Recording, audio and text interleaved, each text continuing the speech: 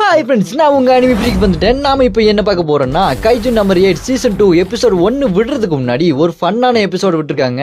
இந்த எபிசோடில் நம்ம கைஜு நம்பர் 8ல் இருக்க எல்லாத்துக்குமே லீவ் விட்டுருக்காங்க. அவங்க லீவில் என்னென்ன பண்ண போகிறாங்க, முக்கியமாக வைஸ் கேப்டன் ஹசினோ அவர் என்ன பண்ண போகிறாரு, அதை தாங்க பார்க்க போகிறோம். இந்த எபிசோடு கொஞ்சம் ஃபன்னாகவே இருக்கும். வாங்க நம்ம இந்த எபிசோடுக்குள்ளே போகலாம். இந்த எபிசோடு ஸ்டார்டிங்கில் ரென்னோட வாய்ஸ் ஓவரில் இதுக்கு முன்னாடி சீசன் 1ல் என்ன நடந்தது அப்படின்ற மாதிரி ஒரு சின்ன ரீகேப்பை காட்டுறாங்க. அந்த ரீகேப் முடிஞ்சதுக்கப்புறம் இங்க ரெனோ அவங்க ரூம்ல இருப்பானா, அங்க கஃப்கா வயித்தை பிடிச்சிட்டு அப்படி படுத்து கிடப்பாரு. ஐயோ வயிறு பயங்கரமா வலிக்கிறா தம்பி, ரெனோ தம்பி அப்படி சொல்லிட்டு இருக்க. ரெனோ டக்குன்னு கவர்ல இருந்து இந்தாங்கண்ணே உங்களுக்கு தண்ணி கொண்டு வந்திருக்கேன், தண்ணி குடிக்கிறேன் அப்படி சொல்ல. அதை பார்த்துட்டு இங்க கஃப்கா அப்படி மனசுல யோசிச்சுட்டு இருப்பாரு, நம்ம மட்டும் கைஜுவா மாறினா அந்த வயிற்றுல இருக்க குடலை எடுத்து அப்படி கிளீன் பண்ணிடலாமா அப்படி சொல்லி யோசிச்சுட்டு இருக்க. இங்க ரெனோ அதுக்கு டக்குன்னு போயிட்டு, என்னண்ணே நீங்க கைஜுவா மாதிரி உங்களோட வயிற்று வழியை போகலான்னு பாக்குறீங்களா, உங்க பவர் யூஸ் பண்ண பாக்குறீங்களா, அதெல்லாம் யூஸ் பண்ண கூடாதுன்னு அப்படி சொல்லி கோமா சொல்ல. அதுக்கு இங்க கஃப்காவோ, அட என்னடா தம்பி இப்படி சொல்லிட்டு இருக்க, வயிறு வலிக்குதுடா அப்படின்னு சொல்லிட்டு ரொம்ப கஷ்டப்பட்டுட்டு பாரு. என்னத்த சாப்பிட்டா தெரியல, மேல் வாயிலும் போகுது காவாயிலும் போகுது, என் வயிற்றுக்குள்ள வண்டல் சூவே இருக்கிற மாதிரி இருக்குடா, அங்கங்க பயங்கரமா சத்தம் கேக்குதுடா, ஏதாச்சும் ஒண்ணு பண்ணுடா தம்பி அப்படி சொல்ல. அதை கேட்டுட்டு ரெனவோ, அண்ணே இந்தாங்கண்ணே இந்த மருந்து மாத்திரை எல்லாம் சாப்பிட்டுட்டு ரெஸ்ட் எடுங்கண்ணே அப்படி சொல்ல. நம்ம ஹீரோ கஃப்காவோ அதெல்லாம் சாப்பிட்டுட்டு அப்படியே அக்கடான்னு சொல்லிட்டு தூங்கிட்டு இருப்பாரு. இங்க நம்ம ரெனவோ வேலைக்கு போலான்னு சொல்லிட்டு அங்க போய் பார்த்தா அங்க எல்லாருக்குமே லீவ் கொடுத்துருப்பாங்க.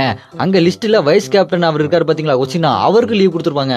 அப்படியா இன்னைக்கு எல்லாருக்குமே லீவா அப்படி சொல்லிட்டு நம்ம ரெனவோ அங்க இருந்து வெளியே வந்து பார்க்ல எக்ஸசைஸ் பண்ணிட்டு இருப்பானா.